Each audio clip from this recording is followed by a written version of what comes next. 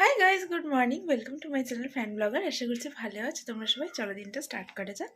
আজকে রুমের কন্ডিশন তো খুবই বেশি খারাপ হয়ে আছে, মানে কি বলবো তোমাদের। তো ওই পুরো রুমটাকে ক্লিন করতে আজকে আমার সারাটা দিন বেরিয়ে যাবে। আর আজকে আমি অনেক কিছু ধোয়া কাচাও করবো ভেবে রেখেছি। তো যা হচ্ছে না দেখতে থাকো। আর সব থেকে দুঃখজনক একটা জিনিস ঘটেছে আমার সঙ্গে, সেটা হচ্ছে একে তো কষ্ট করে নখগুলোকে এতটুকু বড় করেছিলাম, তারপর কালকে রাত্রিবেলা তো হয়তো আমি ঘুমের মধ্যে দেওয়ালের দিকে হয়তো বাড়ি লাগিয়ে দিয়েছিলাম। তো যখন নখটা ভেঙেছিল, মানে এই নখটা, তখন আমি আওয়াজটা মানে হালকা জাগনা হয়েছিলাম, কিন্তু আমার মনে নেই যে কোথায় বাড়ি লাগলো। তো হয়তো হয় খাটে আর নয়তো হচ্ছে তোমার দেওয়ালে। আর সকালে উঠে দেখছি এই নখটা ভাঙা। তো সব থেকে দুঃখজনক ব্যাপার, কারণ একেই তো নখ বড় হচ্ছিল না, তার উপর যেটুকু হলো তার উপর ভেঙে গেল। আর সামনে দুর্গাপুজোও আছে।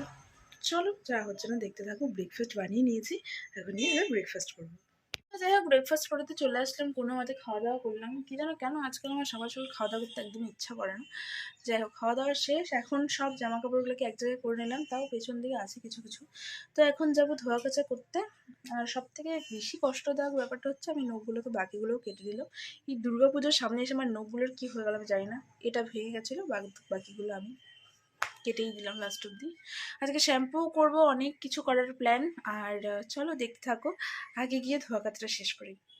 কাপড় টাপড় ধোয়াতে হয়ে গেল। আর এই রুমটা ক্লিন করতে কিন্তু আমার অনেকটাই সময় লাগবে। মানে ধরো এখন কাপড়গুলো ধোয়া হয়ে গেছে, সেগুলো শুকাবে, তারপর গিয়ে বিছানাটা পাতবো, তার আগে তো হচ্ছে না।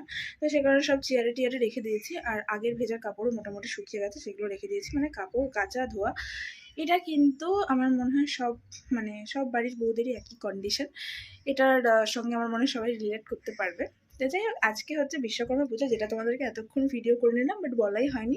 অ্যাকচুয়ালি সকাল থেকে না আমি প্রচণ্ড পরিমাণ, মানে কি বলবো, ব্যস্তও ছিলাম, প্লাস একটু ডিস্টার্বও ছিলাম, আর শরীরও প্রচণ্ড পরিমাণ খারাপ যাচ্ছে অনেকদিন যাবতই।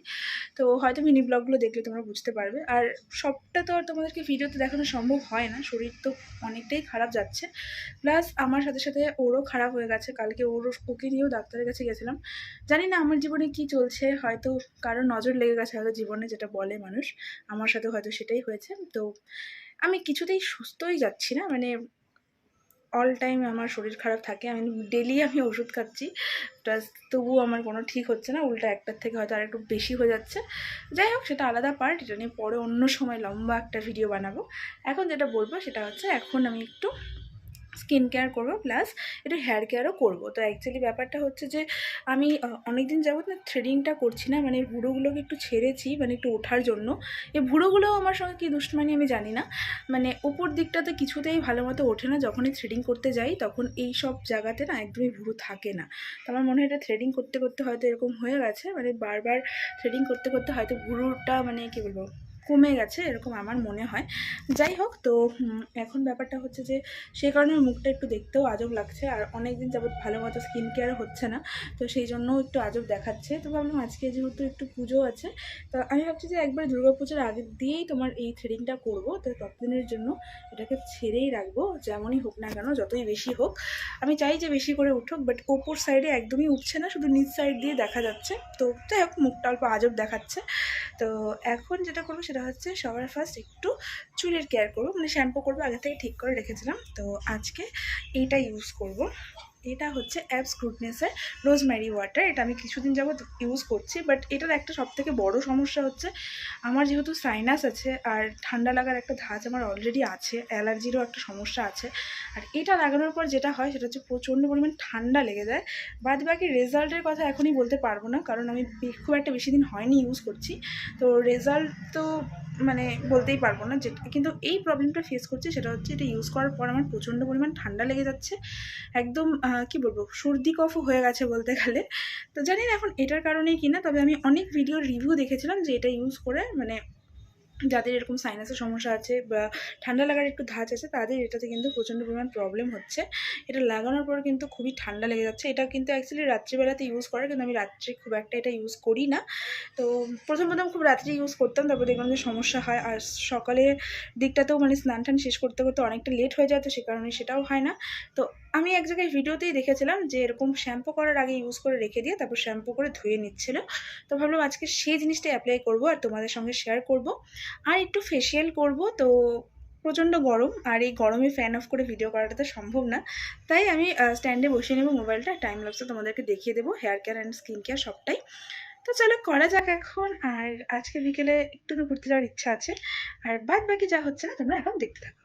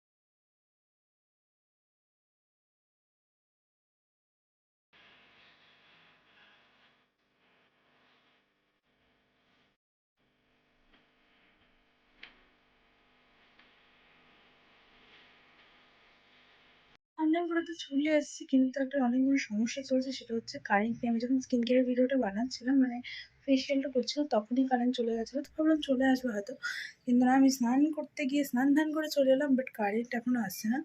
এখন প্রায় 2:45টার মতো বাজে, মানে মনে হচ্ছে না এত বেজে গেছে। অ্যাকচুয়ালি কখন যে সময় পার হয়ে গেল বুঝতে পারলাম না। তো এখন কি বলবো, টুকটাক জামা কাপড় আছে সেগুলো ভাঁজ করবো, বাট ভেবেছিলাম যে চাদর পাতবো আগে, কিন্তু আমি নিচে একটা চাদর দিই, ওপরে আরেকটা চাদর দিই, তো নিচের চাদরটা আমার এখনও শুকায়নি। তো ওটা শুকাবে, তো তারপর গিয়ে আমি বেডটাকে ক্লিন করতে পারবো। এদিকে খিদাও পেয়ে যাচ্ছে, এদিকে গরম লাগছে, বুঝতে পারছি না কোনটা আগে করবো।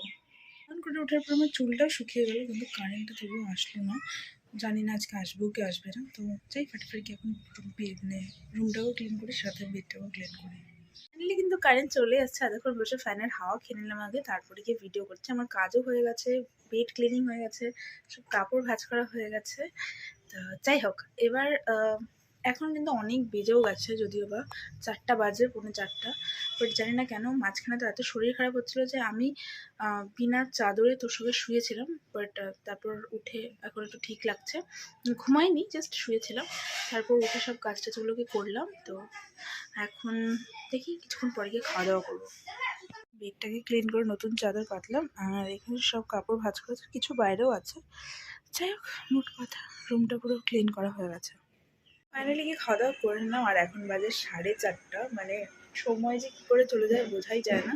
আর সেই কত সকালবেলা ঘুম থেকে উঠেছিলাম। যেহেতু বিশ্বকর্মা পূজা না, তো সে কারণে সব জায়গাতে ঢাক বাজছে, পুজো হচ্ছে, সকাল থেকেই শুনতে পাচ্ছি, তো ভালোই লাগছে। তো যাই হোক, বিশ্বকর্মা পূজায় গেলে না আমার ছোটোবেলার কথা খুব বেশি মনে পড়ে। মানে আজকের দিনে আমরা বেশিরভাগ সময়ই শপিং করতে যেতাম দুর্গাপূজার জন্য, তো সেটা মনে পড়ে প্রচণ্ড পরিমাণ। আর সবাই মিলে একসাথে ঘুরতে যেতাম। তো ছোটো যতই বড় হয়ে যাচ্ছে না কেন, হয়তো সব কিছু আলাদা হয়ে যাচ্ছে, কিন্তু ছোটোবেলার জিনিসগুলোকে কিন্তু একদমই ভোলা যায় না, যেটাকে আমি আর মানে স্পেশালি আমি তো ভুলতে চাই না। তো তোমাদের কার কার ছোটোবেলার কথা মনে পড়ে প্লিজ কমেন্টে জানিও।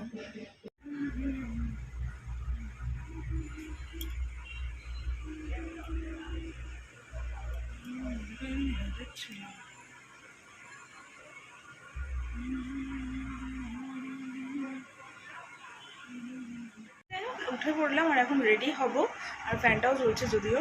তো আজকে পরবো এই ড্রেসটা। তো এই ড্রেসটাও দেখো, এখন প্রাইসটাকেও খোলা হয়নি। এই ড্রেসটা কিন্তু নতুন ড্রেস একটা, তো এটাই পরবো আজকে। তো এখনও পুজোয় কবে কি পরবো কোনো ঠিক ঠিকানা নেই, বাট কী যেন আমার মনে হচ্ছে নতুন ড্রেসগুলো কেনা আছে, এগুলোই পরি।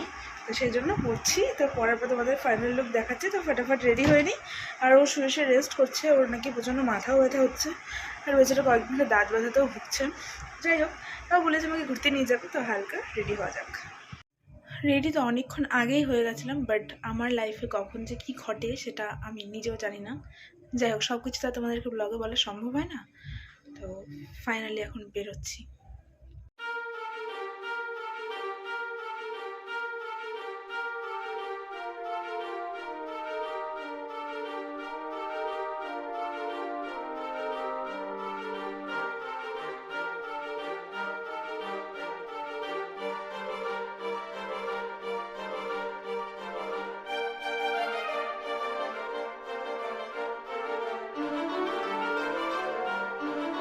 প্রচণ্ড ভিড় আলিপুরদুয়ারে, মানে সব জায়গাতেই পূজা হচ্ছে এরকম একটা ব্যাপার।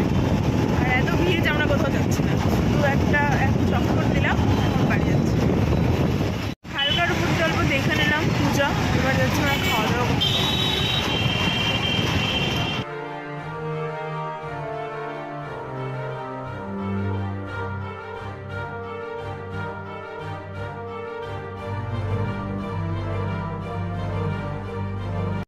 খাওয়া দাওয়া তো কমপ্লিট, এখন যাবো বাড়ি।